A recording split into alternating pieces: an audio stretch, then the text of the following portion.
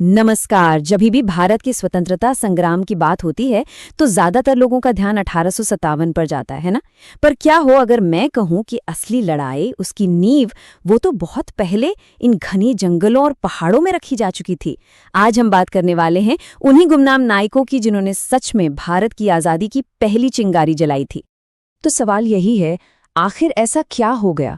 मतलब जो लोग सदियों से जंगलों में प्रकृति के साथ एकदम शांति से जी रहे थे, उन्होंने अचानक दुनिया के सबसे ताकतवर साम्राज्य के खिलाफ हथियार क्यों उठा लिए?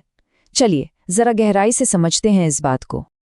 अच्छा, इस पूरी कहानी को समझने के लिए ना एक शब्द को जानना बहुत जरूरी है, और वो है दिक्कू। ये सिर्फ एक शब्द नहीं था, ये उस पूरे शोषण का, उस पूरी तकलीफ का प्रतीक था जिसका सामना आदिवासी समुदाय कर रहा था। मतलब हर वो बाहरी इंसान, चाहे वो ब्रिटिश अधिकारी हो, महाजन हो या जमींदार, जिसने भी उनकी जमीन, जंगल और जिंदगी में दखल दिया, वो दिक्कू था। तो आखिर वजहें क्या थीं? वो कौन सी बातें थीं जिन्होंने इन जंगलों में, आप कह सकते हैं, आग लगा दी? चलिए सबसे पहले इसकी जड़ों को ही समझते हैं।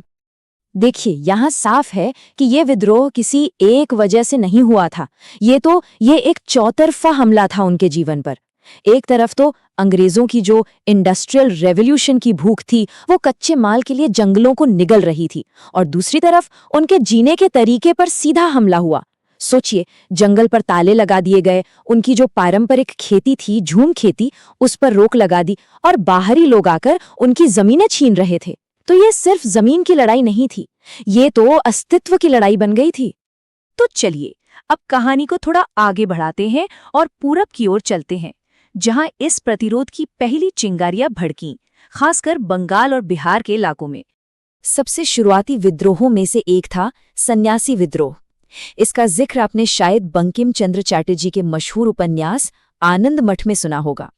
ये विद्रोह तब शुरू हुआ जब अंग्रेजों ने हिंदू सन्यासियों की तीर्थ यात्राओं पर ही पाबंदी लगा दी, और उस वक्त के गवर्नर जनरल वॉरेन हेस्टिंग्स ने इसे बड़ी बेरहमी से कुचल दिया था। फिर आता है चुआर विद्रोह। अब इसे समझने के लिए ना पाइक शब्द को समझना जरूरी है। देखिए, पाइक जो थे वो स्थानीय सिपाही हुआ करते थे, जो जमींदारों के लिए काम करते थे, और उन्हें सैलरी के बदले क्या मिलता था? टैक्स फ्री जमीन। इसी को पाइक भूमि कहते थे। अब जरा सोचिए, जब अंग्रेजों ने उनकी यही रोजी रोटी, यही जमीन छीन ली, तो विद्रोह तो होना ही था, है ना? और इस विद्रोह का नेतृत्व किया दुर्जन सिंह और रानी शिरोमणि जैसे बहादुर लोगों ने।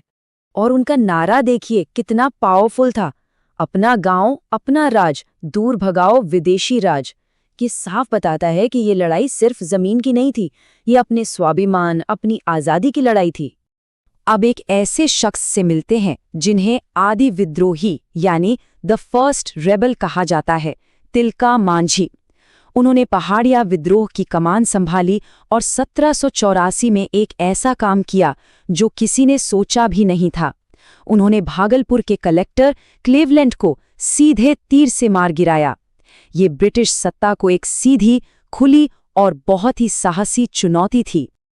अब कहानी का एक और दिलचस्प मोड़ आता है। चलिए देखते हैं कि कैसे कुछ आंदोलनों में धर्म, आस्था और राजनीतिक विद्रोह एक दूसरे में पूरी तरह से घुल मिल गए। यहाँ पर 3 बड़े आंदोलन दिखाई दे रहे हैं, और इन तीनों में एक बात कॉमन थी। ये सब शुरू तो हुए थे एक तरह के धार्मिक सुधार आंदोलन के तौर पर, लेकिन बहुत जल्द ही ये राजनीतिक विद्रोह में बदल गए। जैसे बंगाल में पागलपंथी और फराजी आंदोलन, और उधर पंजाब में कूका आंदोलन। इन सब ने अपने अपने तरीकों से जमींदारों और अंग्रेजों के जुल्म के खिलाफ आवाज बुलंद की। फराजी नेता दादू मीर का ये नारा देखिए, समस्त भूमि का मालिक खुदा है। अब ये सिर्फ एक धार्मिक बात नहीं थी, ये एक बहुत ही शक्तिशाली राजनीतिक बयान था। ये नारा सीधे सीधे ब्रिटिश और जमींदारी सिस्टम को चैलेंज कर रहा था। ये कह रहा था कि जमीन पर किसी इंसान का हक नहीं है, उसका मालिक तो सिर्फ खुदा है। और हाँ, ये मत सोचिएगा कि ये प्रतिरोध सिर्फ बंगाल तक ही सीमित था, ऐसा बिल्कुल नहीं था। चलिए अब भारत के दूसरे हिस्सों की तरफ चलते हैं, ओडिशा और नॉर्थ ईस्ट की ओर, जहां विद्रोह की ये आग पूरी तरह फैल चुकी थी।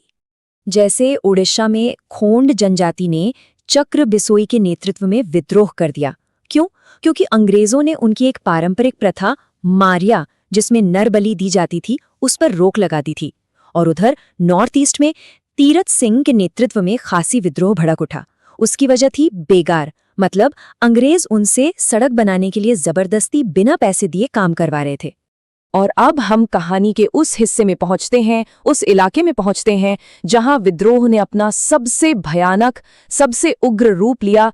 हम बात कर रहे हैं छोटा नागपुर पठार की, यानी आज का झारखंड। ये टाइमलाइन देखिए, ये साफ दिखाती है कि ये इलाका दशकों तक एक तरह से सुलगता रहा। पहले बुद्धो भगत के नेतृत्व में कोल विद्रोह हुआ, फिर सिद्धू कान्हू की अगुवाई में एक बहुत बड़ा संथाल विद्रोह हुआ, और आखिर में बिरसा मुंडा का वो प्रसिद्ध उलगुलान, जिसे महान हलचल भी कहते हैं। संथाल विद्रोह, जिसे संथाल हूल भी कहते हैं, ये भारत के सबसे बड़े आदिवासी विद्रोहों में से एक था। इसका नेतृत्व किया था 4 मुर्मू भाइयों ने, सिद्धू, कान्हू, चांद और भैरव। और इसकी सबसे बड़ी वजह साहूकारों और महाजनों का वो शोषण जिसकी कोई कल्पना भी नहीं कर सकता।